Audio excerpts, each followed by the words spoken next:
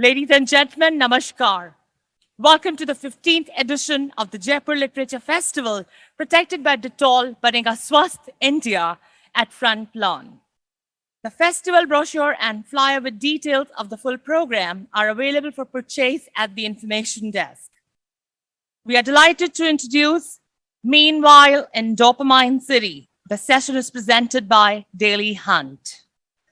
Booker Prize-winning author DBC Pierre recent and riotous novel, Meanwhile in Dopamine City, defies form and the limits of literary possibility. In Dopamine City, a father grapples with a world changing every day at mortal speed. His daughter's request for her first smartphone and choice between joining this new world, wither or escape altogether. In Conversation with Jeet Thayil, Pierre discusses experimental fiction and the plea for heart and soul in robotic times. DBC Pierre is an Australian author who is well known for his black comedies about modern problems. His debut novel, Vernon God Little, became the first book to win both a Booker and a Whitbread Prize and was published in 43 territories. A lover of fanciful humanity, Pierre is also a regular contributor to New Philosopher. Jeet Thayil worked as a journalist for 21 years in Bombay, Bangalore, Hong Kong, and New York. In 2005, he began to write fiction. The first installment of his Bombay trilogy, Narcopolis, was shortlisted for the Booker Prize and became a bestseller. His book of poems, These Errors Are Correct, won the Sahitya Academy Award. His essays, poetry, and short fiction have appeared in the New York Review of Books, Granta, TLS Esquire, the London Magazine, The Guardian, and Alexander, among others. His most recent novel is Names of the Women. We present to you Meanwhile in Dopamine City. Hello, everybody. Real pleasure to be here. Pleasure to be in conversation with the legend himself. We are going to talk about Pierre's new book. But before we talk about that, I thought we could talk a little bit about you and how you got to the place of writing novels. I think at one point yesterday, you said that you had destroyed your family name. And then I got the sense that writing was a way of redeeming that part of your life. Is that true? It is. I don't think I actually aimed. First of all, good morning, and thanks for coming. We will try very hard not to bore anyone. Yeah, I don't think I was thinking of redemption, but you see what happened. Families can be difficult places, and I needed to come to fruition. There's a sense in which I was prevented, or I felt prevented from becoming myself. And that process, in the end, involved me rebelling in a very serious way. And so the writing was, I think, an attempt to find who was underneath all of that. And as a very thankful byproduct, then my family hopefully would speak to me again. Can you tell us something about how you came by the name DBC Pierre? DBC, this is a very old nickname. I'll be brief. It's a long, long story, but when I was about 17 years old, I was given the name Pierre. There used to be a character in a cartoon series on TV called Dirty Pierre.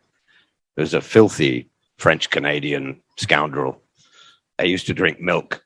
That was his main quirk. And they started calling me Dirty Pierre. And after a time, I argued with this friend that I wasn't completely dirty. And he wouldn't let me drop it, but he added dirty but clean. And it's ridiculous because obviously some alcohol was involved. After a time, I just got used to it. Everyone called me Pierre. And I used it on the book without thinking, and discovered immediately that it gave me much more freedom to write. And if any of you are thinking of writing, I recommend on your manuscript you put Ernest Hemingway, because you'll be much more critical of the work. If you see your family name, it comes psychologically with a lot of pressures and expectations from your family and from the world. Take that away so you can be free. And so I wrote the novel under Pierre, and then simply had the decision at the end whether to keep it or not. And I thought the honest thing to do would just to leave it on the book. And so there we have it. One day, also it gives me an opportunity one day to write as Peter Finlay, which is my name from birth. So I could write romantic novels or something ridiculous like that. Young adult novels, something like that. Yeah, a young adult novel, exactly, yeah. Yeah, myfirstdate.com. You were born in near Adelaide, right? Yeah, I was born in a winery homestead very close to Adelaide, South Australia. And then you moved to Mexico at what age? I left there, I guess, by the time I was 6. I came to school here in the UK for a time. And then by the time I was 7, going on 8, I was in Mexico City, where I spent the rest of my life until 25 years old, roughly. And then moved back to the UK. No, well, then I was in Spain and Denmark. I tried Australia again for a little while. Oh, that's and, right. Yeah. Ended up, and Trinidad in the Caribbean, yeah. And ended up back in the UK. I get the sense that, I mean, in the last couple of days we've been talking, I get the sense that Pierre is a fan of hot, sunny countries. And, you know, the rest of us are complaining about the weather, and he's saying, oh, it's beautiful. It's beautiful.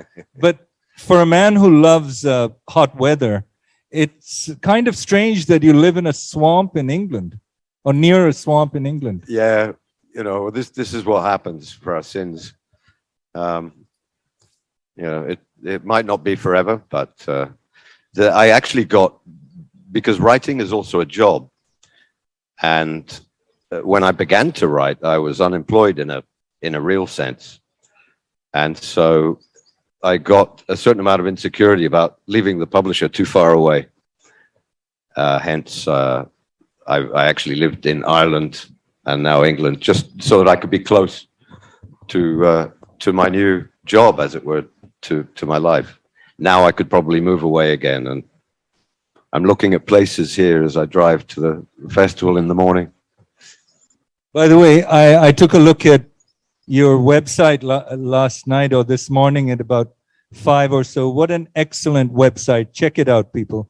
A lot of late night monologues aimed at this camera and with this kind of midnight voice. Yeah. Yeah, in fact, let's talk about the nighttime and what that means and why you write from midnight to dawn, something like that? Yeah, I write by night. Just because principally it's quiet, everyone is asleep.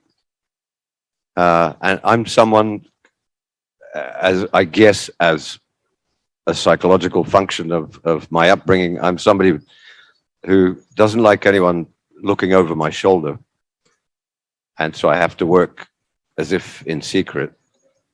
And nighttime is perfect for that, because not only will people not call me, but they're asleep. They can't even think about calling me.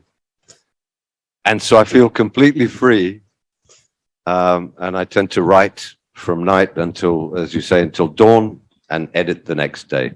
Also, to be a magical thinker for a moment, your brain waves change at night. And I think we get beta waves, we get dream waves, even if you're awake. And also, the whole world around you is dreaming, and the air is probably full of dreams. And it could be that I sit up stealing people's dreams and writing them down.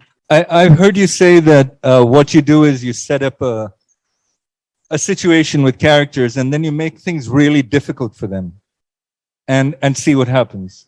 Yeah, I think it's our job. I think that is technically our job as novelists, if we want the novel to move forward. But also, it resembles an old scheme from Greece. It's going to be Aristotle, who came up with the notion that human life actually has a formula which just repeats and repeats. And it is that we set out, take action, we face resistance, we enter conflict, we are defeated, we reflect, gather our wits, think of a new way, we act again, face new resistance, conflict, are defeated again. And occasionally in that cycle, we win and triumph. And that, in a novel, is good structure. I do believe it resembles life, but it's a good structure to keep the book winning. Also, if your characters succeeded in the first chapter, that would be the end of the book. While you were talking, I also thought about what you were saying about tragedy and comedy. I get the feeling that you've often kind of been misrepresented as a comic writer. I mean, there is comedy, but it's a very special kind of comedy. And could you tell us a little something about that idea of the spectrum with comedy and tragedy on the same spectrum and where they meet?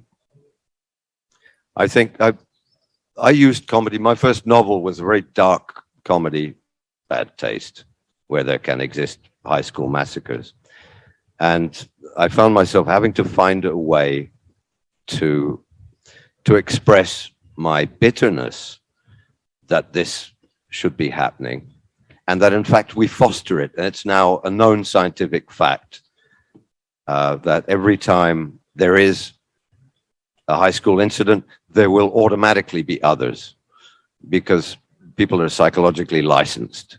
In the same way, it's a known fact that every high-profile suicide in the media will cause automatically a number of other suicides, which wouldn't happen without that news.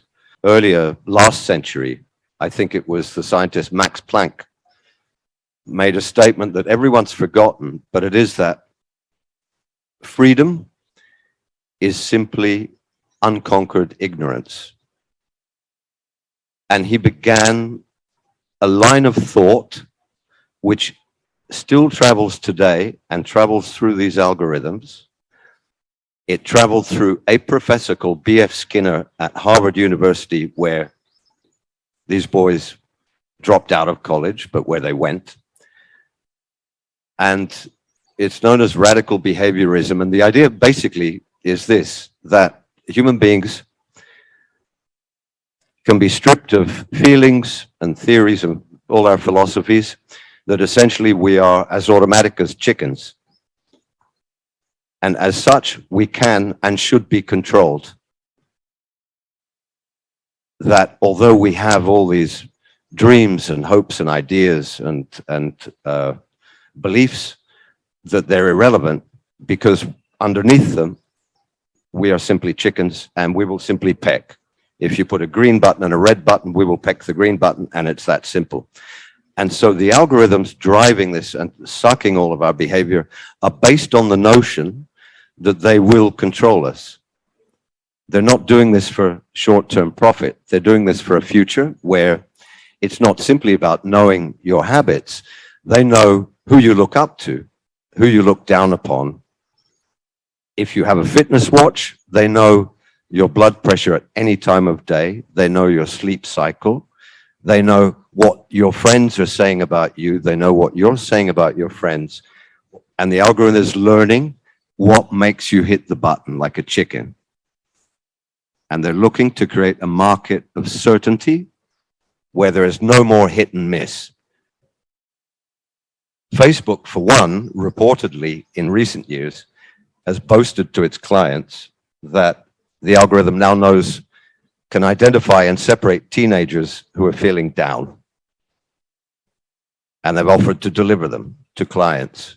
And this at the same time that we're being told there is a pandemic of childhood mental health issues. And still, for some reason, we're blinded. It's like Rohypnol, that we're going, oh my God, it must be, what's the cause of these childhood mental health issues. The algorithm seeks to foster them. It knows where they are. It creates them. Conflict and depression are much more profitable than happiness. And of course, we've seen the world absolutely turn into a tribe. And I think between this month and next, we will see the final step of the world turning into two simple tribes and then go for each other. It's happening today as we speak. And so this, it's not simply that I think, I would love to be on these social media channels, but the project is much, much bigger than we think. And hence it needed a bitter comedy to describe it. And sorry if that took too long, but I can't say enough about the danger of that.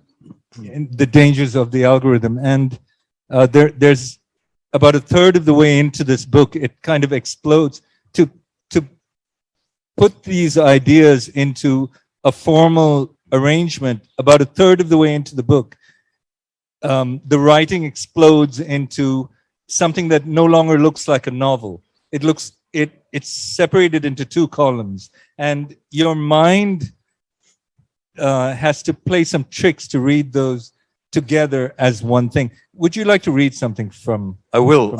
Obviously, that can't be read aloud if you have the book. Unless we do it together at the same time. Or yeah, we needed to rehearse that.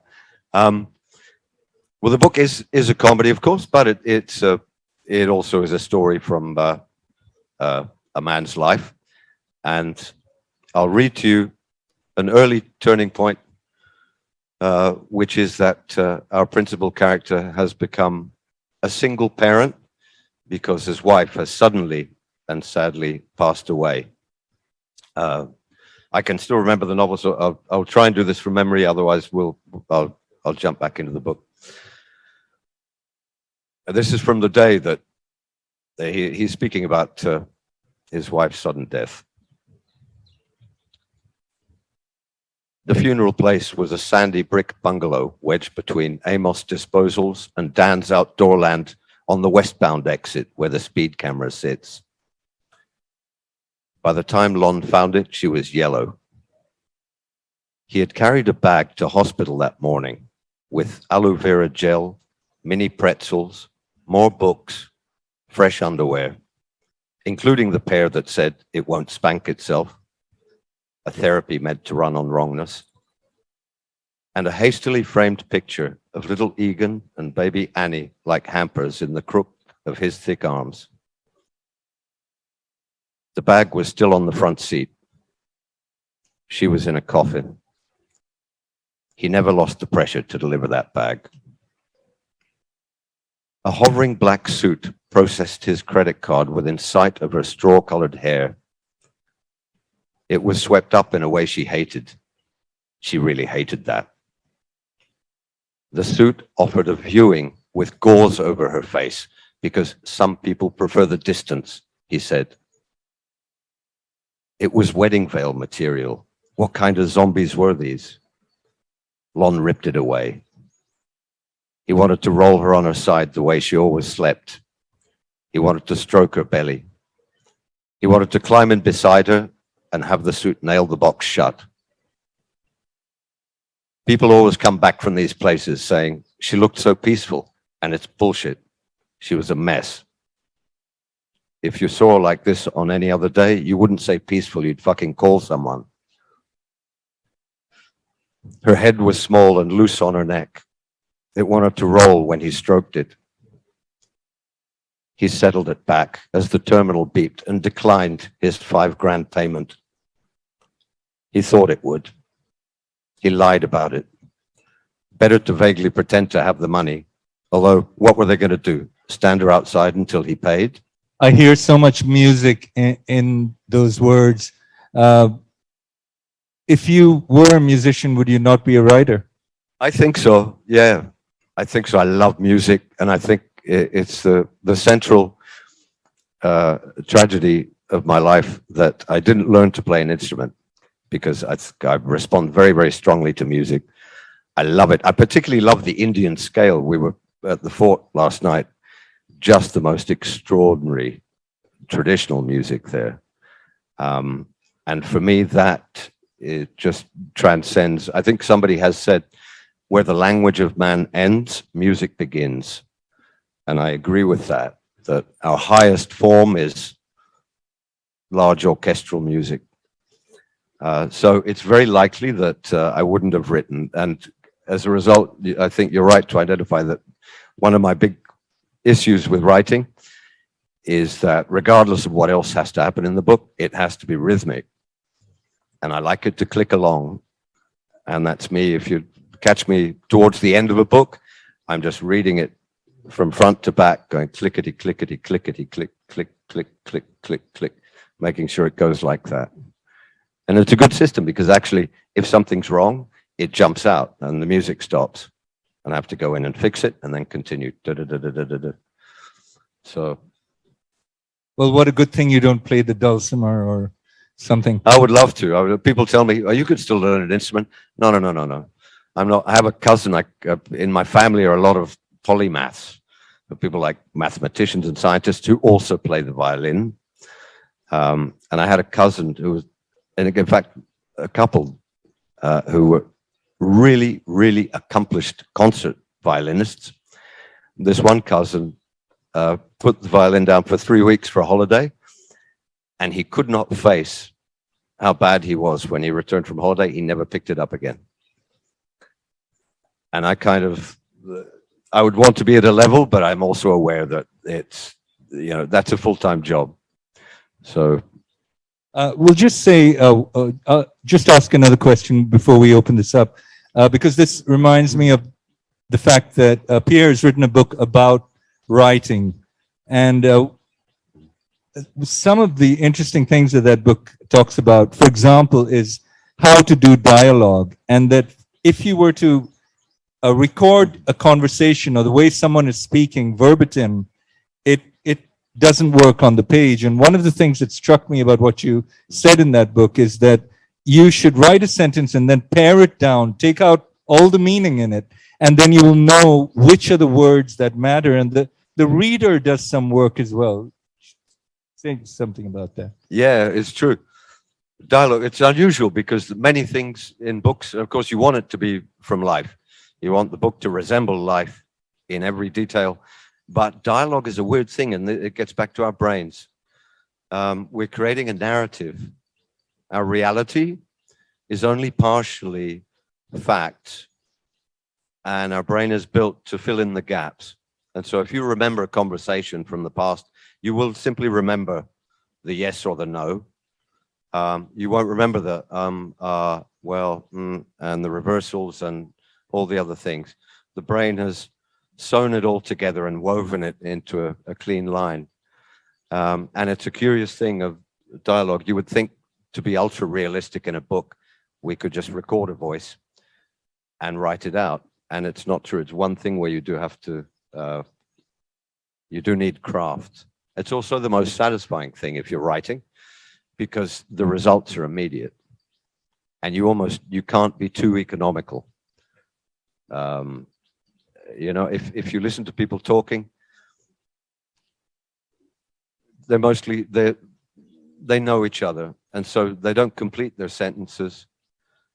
There'll be a clue as to what the conversation is about, but in fact, the rest of it is quite vague, and that also works in dialogue in the sense that our brain makes us voyeurs. We have to imagine, we have to guess where the conversation is going. So it's one of the great joys of writing. I think that carried me through my first book, was learning that dialogue, the more I extracted, the stronger it got. And dialogue is fast. Poetry in a book can be very slow if you write big reflective passages. Dialogue is quick. We live in a quick world. People love dialogue. It makes the book move. And so it's a win-win situation. I came to love dialogue between characters. And you also use the dialogue to actually move the story forward, and which kind of reminded me of old Hindi movies where the songs weren't just kind of generic songs that could be used in any movie. The songs actually move the plot forward. Yeah. And which Yeah, which is something That's dialogue. fantastic. I love some of those movies. I was on the plane coming here.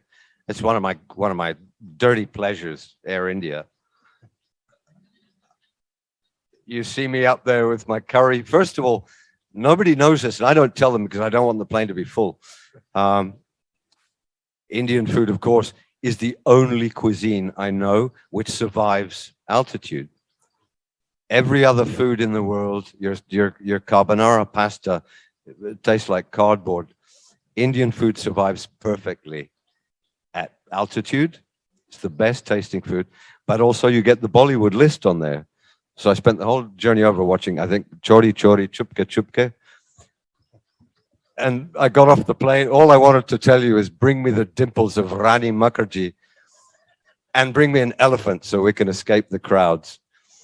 I really, I get off the plane incredibly gleefully. So I'm trying very slowly via Jeet and my friends in the festival. I'm very slowly trying to work out Hindi. I have a lot of work to go. Especially because I don't know Hindi very well. We're going to open this up to questions from the audience. So grab a mic and... Hi, good morning, Pierre. Hey, good morning. and Good to Jeet. see you. Okay. Perhaps both of you could answer this question one after the other. I'd love to know, the authors and the books that have shaped you, and also what you read while you're writing, in the active phase of writing. Do you avoid reading books, or what do you read, basically? Okay, I'll come back to that. I read, what I love is 19th century or even earlier. So the 18th, 19th century and early 20th century works. They're very often translations. And I read very, very slowly because I get impacted, I get stuck. If I find 2 pages beautiful, 3 pages beautiful, I leave them. And I'll spend all day with them digesting, and then I'll come back. So it can take me a year to read 3 books. But while I'm writing, I tend to read nothing younger than a century so that it can't impact me. What I love is that we used more language back then, and modernism gave us economy, which I also agree with. Finding the shortest possible way to transmit the message is a nice idea, but I also love painting with words. And just the structures, we used such a bigger vocabulary back then, and it makes it a great experience. So I do read while I'm writing, but extremely slowly, and historical works. What about you, Jeet? What you were saying about rhythm in prose, I think for me that's a very, very important thing. So what I do is I try not to read fiction while I'm writing, because it always puts white noise in your head and it interferes. But poetry, especially before you write, to read poems and to get that rhythm in your head, I think it really helps the prose. And I think every prose writer should read poems. And it's not a question of understanding poetry. It's just hearing it in your head, hearing the rhythms of it. And that's why poetry has been around for so many centuries. It's about the sound and what it does to us on a spiritual and kind of emotional way. And I remember there was a time during the Book of Chocolate Saints when I was reading Dante in Italian, and I don't know Italian, but it's in Roman, so you can read it, you can hear the sound of it, and I think it helped not knowing exactly what it meant and not checking the translation, because you would get those sounds and that kind of rhythm in your ears, and I think it's enormously helpful to when you come down to writing prose. And of course, it might also be why that book took so long to write. Yeah, hi, good morning. I was intrigued about your conflation of writing or words with music, and the fact that you talked about clickety click and so on and so forth, which is interesting. One aspect of great music, as anything great, is syncopation, right? The thing that actually breaks that rhythm and actually makes that rhythm come alive after or before, because otherwise it tends to get monotonous. It's Sure. like a train going through without a station. Yep. How do you introduce syncopation in your words or in your works, in your thoughts or the plot that says, okay, this is the right place for me to do something that is different, that will make the reader actually move to the next part. Otherwise, it can become monotonous going on. Yeah, that's a good question. I actually think you find in this book really only a couple of extended riffs, extended syncopations, which I enjoyed immensely. But I think the stop, the contrast is there naturally. I think actually the work is to add the rhythm and syncopation. And when I simply stop that, it automatically, in many cases, will punctuate itself and move on. We also, as we're writing, even without any kind of a musical idea, simply for the form, for the speed of the work, we have to alternate long and short sentences and long and short words. And in the course of doing that, I think the stopping points really show themselves. In other words, I have to make an effort to extend a syncopation rather than an effort to stop it. And so, which is a lovely thing. So it's like I have to pull the elastic out, but as soon as I finish with that passage, it snaps back. And then usually I will do it with one short sentence. And that stops the whole thing, ka-ching. And then we start a new one. Lovely. In fact, the reason that I wanted to speak about craft and why it's so valuable to hear this from Pierre is because, you know, his legend is the bad boy of modern fiction. But the point is, this is a craftsman, a writer at work who thinks about every sentence and about how that works to make a novel go on, you know. And that is incredibly valuable for writers to know. Any more questions? Yeah, lots. Over here. Hi, good morning. Thank you so much for speaking about how writing is such a solipsistic process, but at the same time requires all your knowledge about every human connection you've observed. I wanted to talk about the internet a little bit because that's what your book is about cancel culture mostly. Yeah. And how, or if it is right to separate the writer from his fiction or the art from his artist. And a lot of writers, young writers today are very concerned about this, about being canceled. And I know it shouldn't affect us, but why not? It's a phenomenon we have. We have to be brave on the one hand. I mean, this is, you know, one of those times in life we're forced to think and feel with some effort. On the one hand, of course, it's correct to respect all the sensitivities that we can. I don't want to, for its own sake, trample on anyone's sacred ground. I think what you're pointing to is that the sacred ground has spread into common areas now, where the general is being attached to the particular. My works are, you know, probably the most likely to inflame those areas, but you know, I stand behind it. I mean, I always will apologize for carelessly trampling on someone else's dream, and I'll try and be sensitive where possible, but at the same time there is a public forum.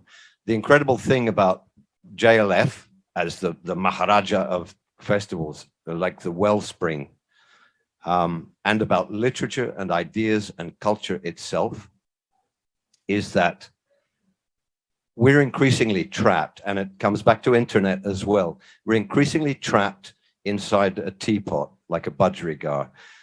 Weirdly, at the same time as they're talking about free speech, our speech is less free than it ever was. Tomorrow will be less still, and the day after will be even less still. The arguments are condensing into fewer and fewer arguments.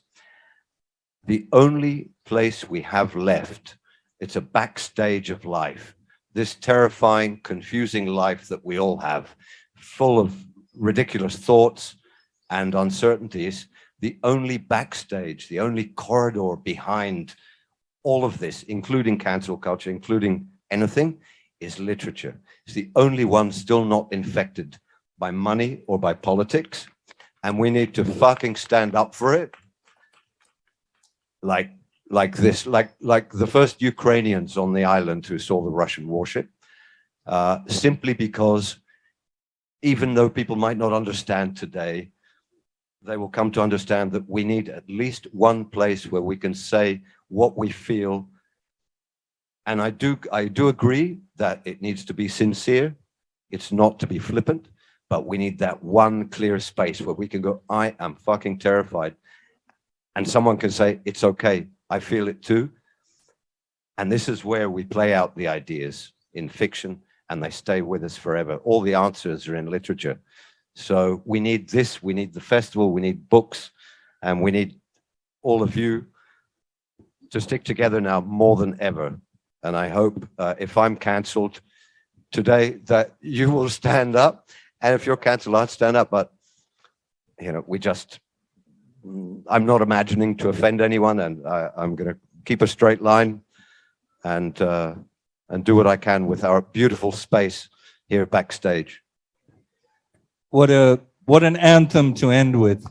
I think we can take one last question. Willie. Jeet, I remember you at a previous JLF speaking very strongly before it became such a big thing as it is now about novelists being allowed to speak in, male novelists being allowed to speak in female voices, or outside your own personality, outside your own lived experience. What do you both feel about that now when it's becoming, again, something that's closing in on novelists and creative writers? I'd absolutely agree with Pierre that this is the moment more than ever where you fight for that space to write what you don't know. I mean, how boring a world would it be if writers only wrote what they knew? We would have only autofiction or autopoetry. And honestly, who wants to read that every day of the rest of our lives? Yeah. Exactly. Thank you.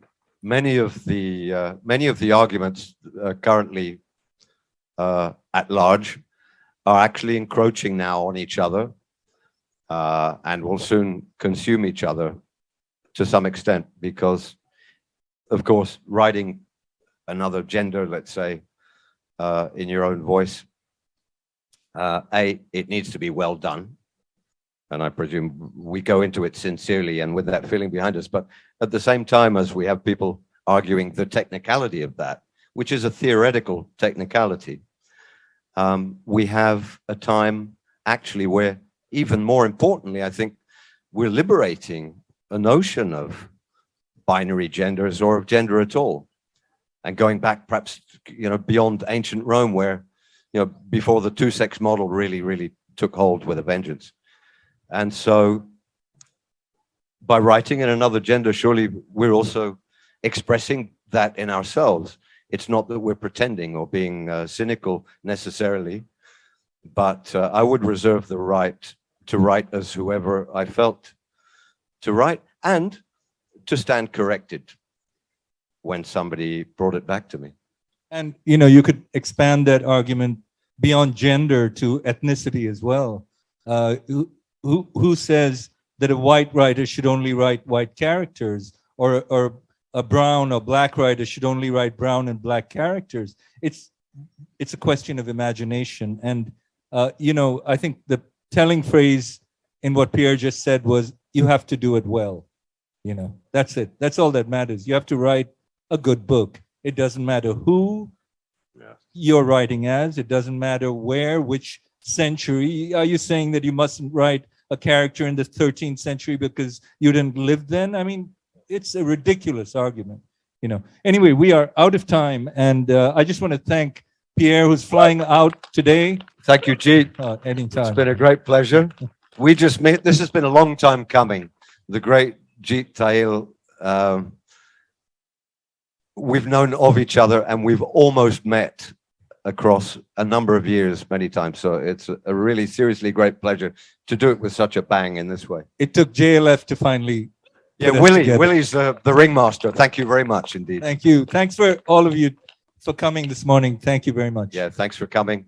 Ladies and gentlemen, on that note, we'd like to thank DBC Pierre and Jeet Thayil.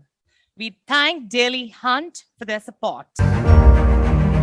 Digital revolution has changed the way we think. And in this era driven by information and technology, we at Daily Hunt are committed to our mission.